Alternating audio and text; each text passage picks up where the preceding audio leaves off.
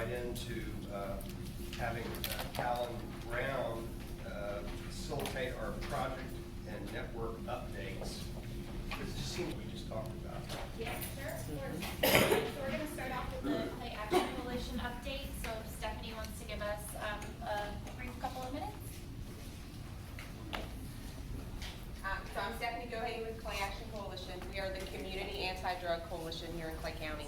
So we are involved in the Behavioral Health Work Group Committee and doing substance abuse, substance misuse prevention education, primarily with young people and parents. With parents, because we know parents have the greatest effect on their young people as far as making sure that they're keeping medications locked away, medications, prescription medications, alcohol, things like that. Keeping it locked up in their home because we know that that's where young people are primarily accessing medications and alcohol. We do try to partner with law enforcement to do compliance checks. Historically, we found them to be very effective, where when we have not done them for a period of time, we have somewhere between 15 and 18% non-compliance, where retailers are selling alcohol underage and tobacco underage. If we do them quarterly, retailers know that they're being checked, so they're much more compliant, and they get down into the 8 and 9% non-compliant. So although that's not the primary place that youth access alcohol, we know that it's out there. So we try to make sure that we can make sure that they're being compliant also. It's a whole new world with all these vape shops and all this stuff now, so that's really something more that the Tobacco Partnership does, but we certainly partner with them on those, and we are still waiting to hear whether or not we will receive this grant that will help us with that, because we know that law enforcement officers are in short supply. We know that they have a high demand of work that they have to do, and that they don't always have time to do those things on their regular duty, so we will pay them off duty in teams to do them, or have historically done that. So we're hoping that we'll be able to get back into that practice to make sure that they're being done in our community. And then the rest is just, like I said, educating parents, educating young people, helping other community members be better at prevention, and teaching them how to implement some programs effectively that work with young people to help them understand why drugs are dangerous for them and why they shouldn't be using. Because we know if we can prevent them from ever using, that stops a whole host of problems that can happen in the future. So. And then to Gabrielle. Hello, I'm Gabrielle Gunn with Impact Clay. I'm the project facilitator. We've had quite a bit of things happen since I gave the presentation last month.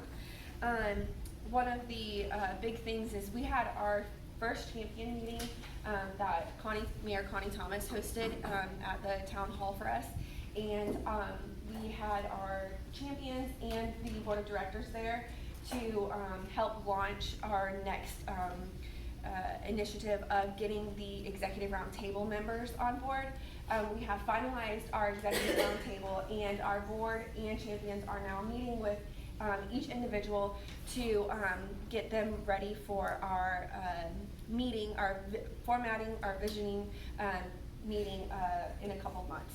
Also, we had our launch of our website. So if you guys, we are super excited about the website. So if you go on there, you have some confusion about anything on there, please feel free to reach out. I am here to answer any and all questions that you guys may have, because whenever we get projects started, we want you all to be on board with backing those projects and volunteering and helping out in any way possible. So other than that, we are moving steadily along, and we're so excited. All right, thank you. And then Irene, is there anything else to add? Yeah, if I could. Yeah. Just real quick. Oh my. So I just think that I'll just keep it short. So we know that there's no health without behavioral health, and behavioral health encompasses, mental illnesses, mental health, substance use, substance misuse, a whole. It's the catch-all that covers all of that. But the one thing that's very important in the research is social connectedness and community, which I think is appropriate for us to hear that. one of the risk factors for developing a mental illness or for substance abuse is not being socially connected. So that means not having that support person or even one person that you can talk to or reach out to. So community is incredibly important. In recovery, it's also community. So if you're in recovery and don't have that support system or are not connected, your odds of succeeding are much lower. And ironically, also in child abuse cases, parents or caregivers who are not connected, don't have social connections, are at higher risk of abusing or neglecting their kids. So community is super important to all things related to healthy behavioral health. And that's it. Thank you. And then I just have a couple of things with the Nonprofit Center again. So I'm going to run through them pretty quick, but the first thing is if you saw like our State of the Sector research that just came out a few months ago, I saw some of you there in January when we did a report about that here in Clay County. We also have another report that we're working on right now, which is our compensation and benefits study. So if you're a nonprofit in the room and doesn't know what I'm talking about or didn't get that email about filling out that survey, we did extend the deadline because we're trying to hear from as many nonprofits as possible. This is just a way for us to collect data and information to put back out in the sector around, you know, compensation and benefits practices. So we go through a list of many different types of actual job titles, but also we break it down into the different services categories that nonprofits fall in. And so it's just really helpful information. We always get requests about this of, you know, how can we better be taking care of our employees and really, you know, kind of compete with that for-profit sector, right? So that's kind of some good information that we want to get out there, but we need to hear from you all first and collect your survey data. So let me know if you're not sure what that is. I'd love to help you out with that. And then we've also just released our census work that we're doing. We're really doing a lot around the census this year because we know that the more people that participate in the census, the more really resources, funding that's filtered into things like the schools and to community health. So if we don't have all of our hard-to-count populations really taken care of, then we don't know what's needed, what other resources are needed.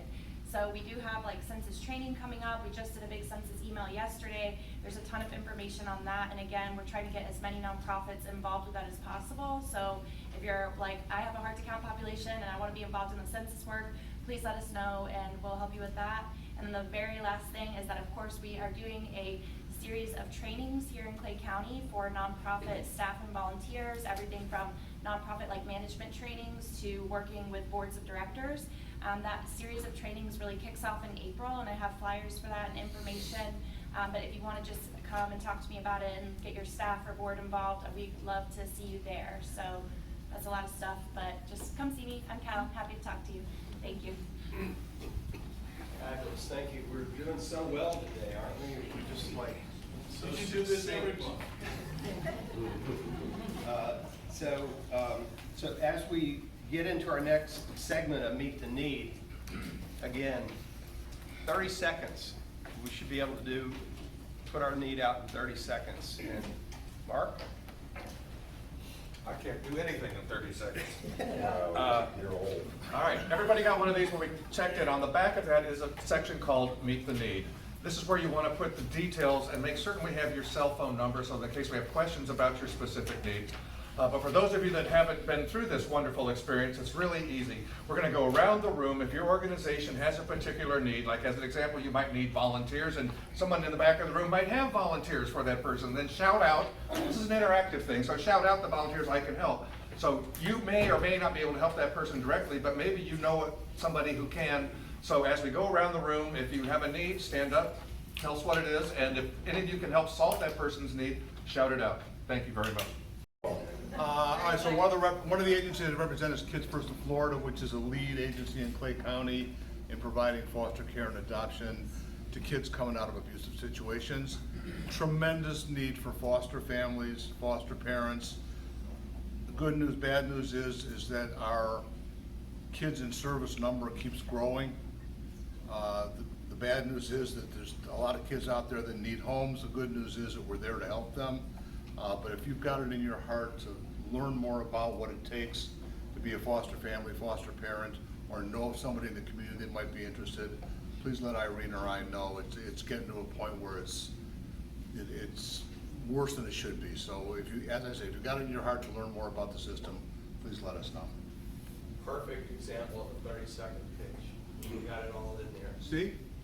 27.8. Hi, I'm Deborah from AMI Kids. We have a couple needs actually.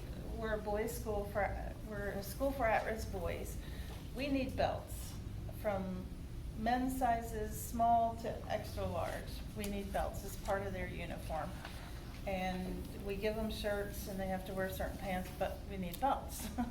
And the adjustable ones kind of work best because sometimes we have to loan them. The other thing is we have one kid in particular, and this is not the first time, that has asthma issues, and mom can't always keep him in his inhalers and medication. So if any of you know where we can get help with medication, that has been an issue for our boys before. So I would appreciate any wisdom and direction in that. Thank you. We can help. Yeah? I'll speak later. Okay, thank you, thank you. Bernina Nestor, Clay County Fire Rescue. I don't have a need at the moment. I'm sure I do. I'm just not identifying it right now.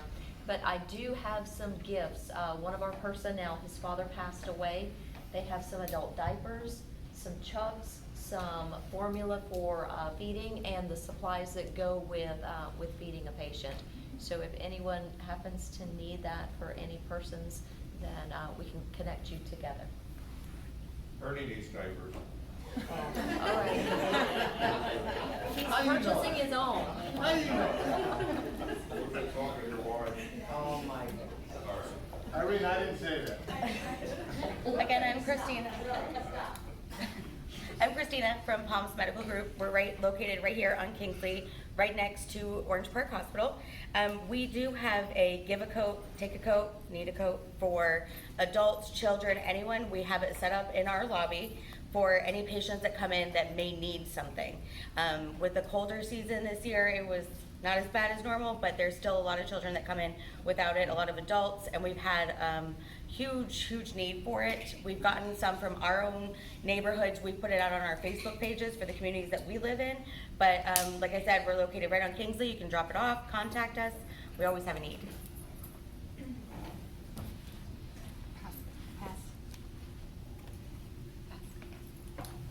Once again, I'm Darius Kirsch from Males to Men United, mentoring and empowering young males to be exceptional men. I have a need for monetary donation when it comes to snacks, juices, and water for the kids that come for the presentations. We had a successful presentation this month and it went very well. We provided pizza and water, so any monetary donation that you can offer with regards to that, I'd appreciate it, as well as if you have any gently used office furniture, desks, lamps, chairs, things of that nature. I could highly appreciate that. I think I got ties on the way, and I thank you for Miss Crystal for providing school supplies. They've been used for its intended purpose. Thank you. I can help. Thank you. Come, we'll connect. 11/22, we have a church-wide serve day on April 25th, and the excitement surrounding this is the first time that we get to serve Clay County. So we're so excited about serving you all. If you have a serve project or a volunteer opportunity that we can take on for you that day, if you can contact me, we need sign-ups and we need that list complete by March 12th. Thank you.